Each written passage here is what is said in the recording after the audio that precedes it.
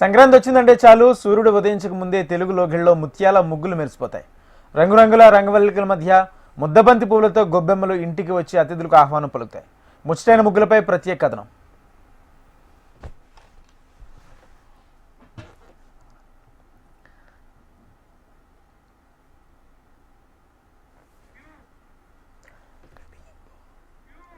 సంక్రాంతి పండుగ అంటేనే సాంప్రదాయం, పాడి పంటలు, సిరి సంపదలు ఇంటికి వచ్చే శుభ సమయం.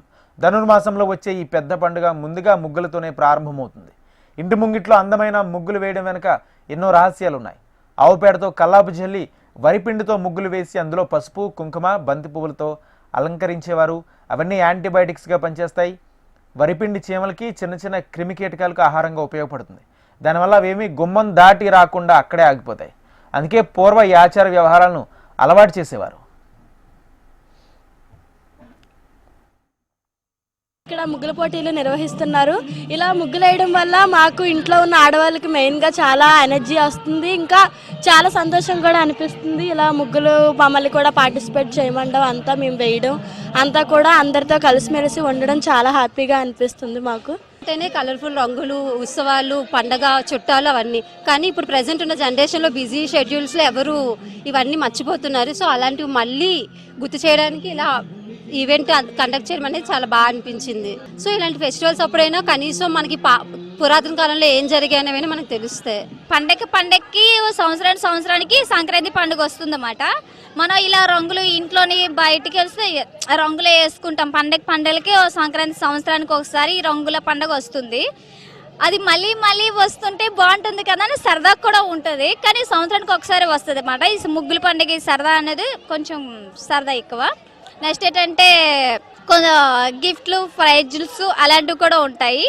ఇంకోటి మన న్యూ ఇయర్కి ఆటలు కూడా వేస్తారు కాబట్టి అదంతా ఉండదు. ఈ సంక్రాంతి కానీ సరదా, మనకి చిన్నపిల్లల సరదా, సంక్రాంతి ముగ్గులు వేయడం సరదా. నెక్స్ట్ ఏంటంటే ఇలా పతి ముగ్గులు కూడా వేస్తున్నారు, చాలామంది ముగ్గులు వేస్తున్నారు. అది కూడా రంగుల ముగ్గులు సరదా కూడా. కలర్స్ ఇస్తారు కూడా, అది కూడా సరదాయే. సంక్రాంతి పండుగ శీతాకాలంలో వస్తుంది. ఉదయం లేవగానే మహిళలు ముగ్గులు వేయడం వల్ల శారీరక వ్యాయామం జరిగి రోజు ఉత్సాహంగా పనులు చేసుకునేవారు. అంతేకాదు ముగ్గులు వేస్తూ పాటలు పాడుతూ దేవతా స్తోత్రం చదవడం వల్ల పాజిటివ్ ఎనర్జీ వచ్చి మానసికంగా ప్రశాంతంగా ఉండాలనేది ముగ్గు వేసే సాంప్రదాయంలో అసలు రహస్యం.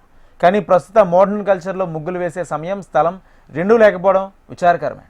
అయినా సంక్రాంతి సమయంలో ఇలా ముగ్గులు వేస్తూ ఏడాది మొత్తంగా సరిపోయే ఉత్సాహంతో మహిళలు అందమైన రంగవల్లికలు వేసి సంక్రాంతి శోభ పెంచేస్తున్నారు. సంక్రాంతి పండుగ అంటేనే ముత్యాల ముగ్గులు, అందమైన రంగవల్లులు. మరి ఈ రంగవల్లుల్ని దాటి మనం బయటకు వస్తే కనుక ఎంతో పాజిటివ్ వైబ్గా ఉంటుంది. ఈ ముగ్గులు సాంప్రదాయాల్ని పెద్దలు అందుకే పెట్టారు. ఆరోగ్య రహస్యాలు కూడా ఇందులో దాగి ఉన్నాయి.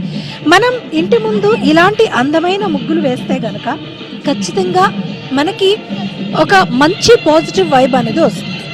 మరి ఈ అందమైన రంగవల్లుల్ని, ముత్యాల ముగ్గులతో తెలుగు లోగిళ్ళన్నీ కూడా సంక్రాంతి శోభతో మురిసిపోతుంది.